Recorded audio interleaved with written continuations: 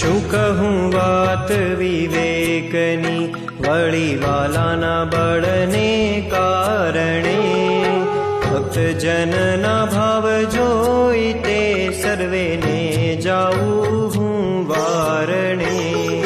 પ્રભુજીએ સત મેલ્યું નિજ શરણાગતિના ભક્તમાં. પ્રભુ વિના ન રહી શકે તેને બીજો આટે કોણ જગતમાં.